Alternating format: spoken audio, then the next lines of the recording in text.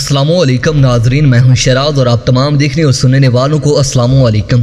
ناظرین محترم، امریکی دھمکیاں مسترد، روس کی فوج اور جنگی ساز و سامان کی سرحد پر منتقلی شروع، خوفناک جنگ کا خطرہ منڈلانے لگا۔ ماسکو یوکرائن کے تنازع پر امریکہ اور کئی دیگر عالمی طاقتیں روس کے مخالف کھڑی ہیں۔ امریکہ کی طرف سے ایک سے زائد بار اعلان کیا جا چکا ہے کہ وہ یوکرائن کے دفاع کے لیے کسی بھی حد تک جائے گا، مگر اب ایک طرف روس نے یوکرائن کی سرحد پر مزید فوج اور جنگی ساز و سامان بھیجنا شروع کر رکھا ہے، اور دوسری طرف ایسی دھمکیاں دے رہا ہے کہ علاقہ خوفناک جنگ کی لپیٹ میں آنے کا خطرہ سر پر منڈلاتا نظر آ رہا ہے۔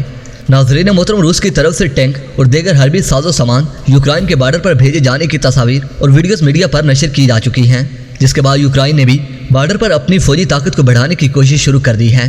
ناظرین محترم، رپورٹ کے مطابق یوکرائن کی طرف سے مزید فوج بارڈر پر بھیجے جانے کی خبریں آنے پر روس کے صدارتی انتظامیہ کے نائب سربراہ دمترے کوزاک نے گزشتہ روز دھمکی دیتے ہوئے کہا ہے کہ اگر یوکرائن نے بارڈر پر فوج اور جنگی ہتھیار پہنچانے کا سلسلہ جاری رکھا تو یہ اس کے خاتمے کی شروعات ہوگی۔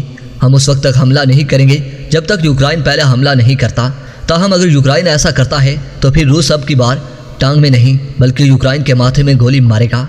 ناظرین محترم، ویڈیو پسند آنے کی صورت میں ضرور کو لائک کیجیے اور دوستوں سے شیئر کیجیے، اور کمنٹ سیکشن میں مجھے اپنی قیمتی تجاویز سے ضرور آگاہ کیجیے گا۔ ناظرین محترم، اس کے ساتھ ہی اجازت چاہوں گا۔ اپنا اور اپنے اپنوں کا ڈھیر سارا خیال رکھیے۔ اللہ نگہبان۔